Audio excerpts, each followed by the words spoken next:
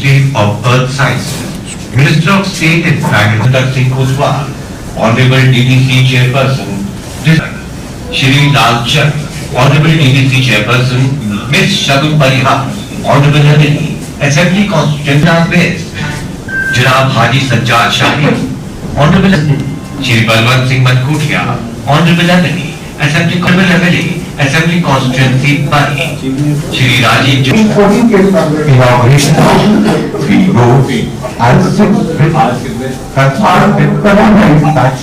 Total road हमारे 23 हो गए ना, टोटल देखना बच गए थे जो पहले कितने वो भी देखना कितना and 4 bridges in Katwa district constructed at a sanction cost of rupees.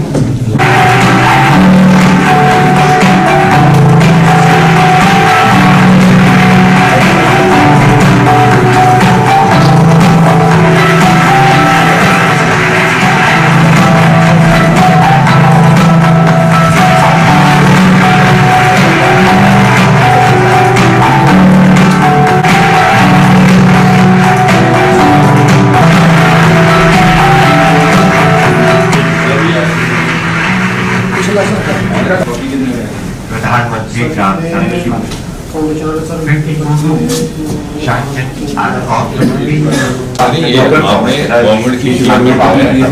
Modi सरकार के तहत उनके एरिया में कितने फाउंडेशन स्टोन है, कितने कैसे ब्रेकअप होगा आप रोड बनाइए पूरी पार्लियामेंट कितनी रोड कितनी बिल्डिंग पिछले कितना शुक्रिया। और मैं मोटा हिसाब लगा रहा था, कम से कम कोई ये 150 के लगभग बनता है जो पूरा का जो डॉक्टर साहब ने अपनी पार्लियामेंट कॉन्स्टिट्यूंसी में जो आज तक किया भी। और भी मैं पूछ रहा था कि कितनी पीएमजे सड़कें बाकी हैं डॉक्टर साहब की कॉन्स्टिट्यूंसी की, तो 11 अभी भी बाकी हैं। मुझे धन्यवाद भी करना है। और उप मुख्यमंत्री जी दिल्ली में थे, खास तौर पर जब इनको मैंने कहा कि हमें उपलब्ध है, अब इसका किस तरह से सकारात्मक इस्तेमाल हो वो हम सबकी जिम्मेवारी है। दूसरा, मुझे इस बात का फक्र भी है और गर्व भी कि गत 11-12 वर्षों में हमने इस कॉन्स्टिट्यूंसी में एक नए तरह का वर्क कल्चर डेवलप करने की कोशिश की है। प्रधानमंत्री मोदी जी का हर साल की तरह इस बार भी ये जो पार्लियामेंट्री हल्का है उधमपुर कठुआ डोडा में सबसे ज़्यादा PMGSY सड़कों के प्रोजेक्ट्स हमें नसीब हुए हैं। आज भी हमने कुल मिलाकर के लगभग 150 प्रोजेक्ट्स की लॉन्चिंग हुई है, जिसमें से कुछ एक इनाग्रेशन है जो मुकम्मल हो गए थे ब्रिजेस एंड रोड्स, कुछ एक शिलान्यास है जो फाउंडेशन स्टोन उन्होंने लगभग कुल मिला के 23 सड़कें और 99 पुल थे जिनका आज लॉन्चिंग हुआ है पिछले सत्र में 99 + 23। इस तरह से हम अलग अलग चरणों में इसका आगे बढ़ा रहे हैं। और उधमपुर ज़िला जो है वो पिछले 4-5 वर्षों में हिंदुस्तान के जितने भी कुल मिला के 750-800 ज़िले हैं उनमें से पहले 3 दर्जे में रहा है PMGSY रोड की।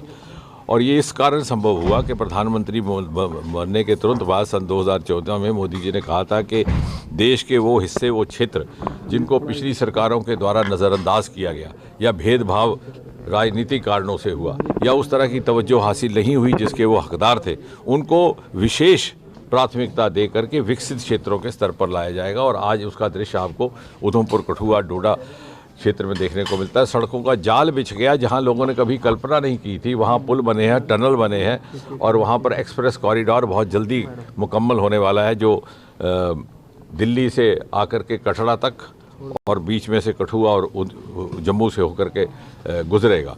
और साथ ही साथ हमारे कुछ एक प्रोजेक्ट्स जो शायद मोदी जी ना होते तो संभव ना होते, छत्रकला का एक टनल जिसकी अपनी लागत 4-4.5 हज़ार करोड़ रुपया है, लेकिन वो एक बड़ा महत्वपूर्ण रहेगा क्योंकि all weather road alternative connectivity आपको मिलेगी लखनपुर से लेकर के बन्नी बसोली होते हुए डोडा तक। उसका टूरिज़्म में भी उसका एक अहमियत रहेगी, सिक्योरिटी दृष्टि से भी अहमियत रहेगी और साथ ही साथ यातायात आप डोडा से मान लीजिए लखनपुर 3-4 घंटे में पहुंच जाएंगे।